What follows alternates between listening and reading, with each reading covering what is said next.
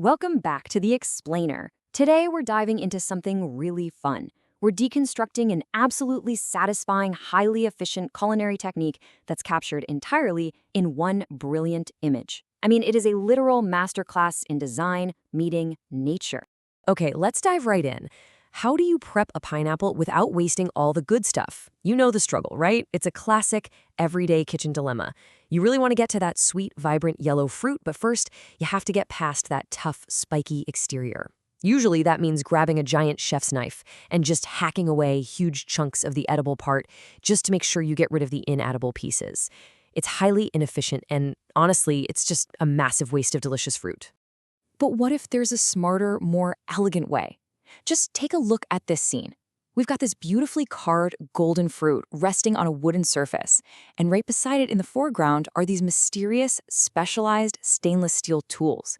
We aren't looking at a butchered, blocky piece of fruit here.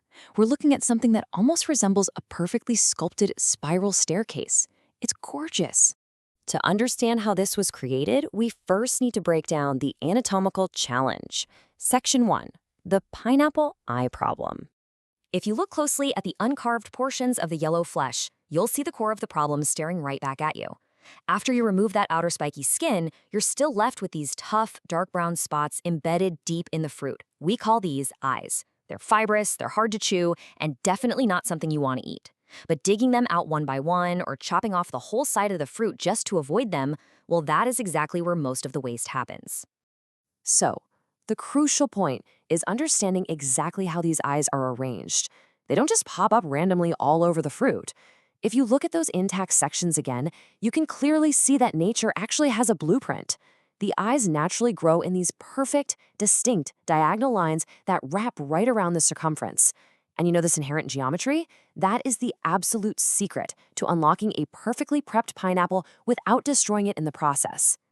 Once you recognize nature's pattern, well, you just need the right hardware to take advantage of it, which brings us to Section 2, a specialized V-shaped tool. What's really interesting is how perfectly engineered this simple little gadget is. Let's break down the anatomy of this extractor tool. At the very base, it features a simple wire hanging loop for easy storage.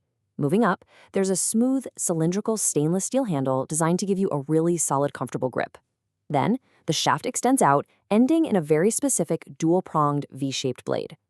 And if you look closely at the inner edges of that V, they're serrated. They're essentially little teeth designed to grip and carve precisely through the fibrous fruit rather than just tearing it up. Now, look closely at that V-shaped blade and then look back at the diagonal rows of brown eyes left on the pineapple.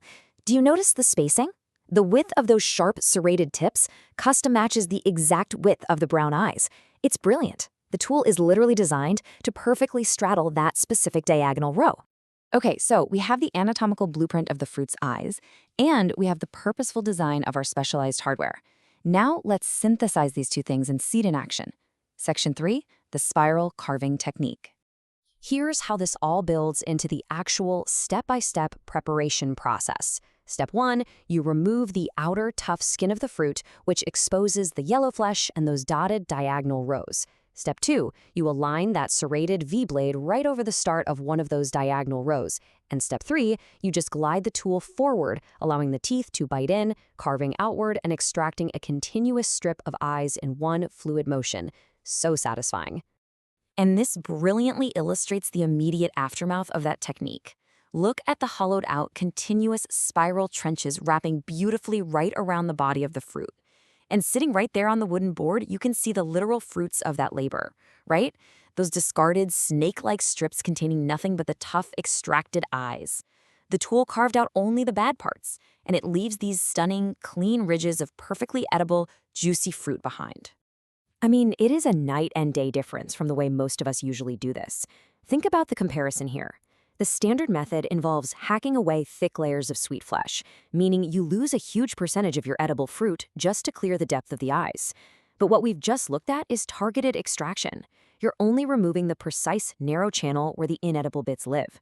It's incredibly efficient and leaves you with a way higher yield.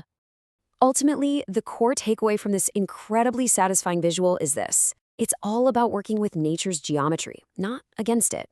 By simply observing the natural diagonal structure of the fruit and then utilizing a tool designed to respect and mirror that exact pattern, A super frustrating kitchen chore gets transformed into an elegant, precise, and completely waste-free process. It really makes you appreciate the thought that goes into everyday design, doesn't it? I mean, if a simple, serrated piece of stainless steel can so elegantly solve a mundane problem just by aligning with the natural geometry of a fruit, well, it leaves me wondering, what other everyday tools or objects perfectly intersect with nature's geometry that we just completely take for granted? Definitely keep an eye out for those hidden designs in your own kitchen. Thanks so much for joining me on this deep dive, and I'll catch you on the next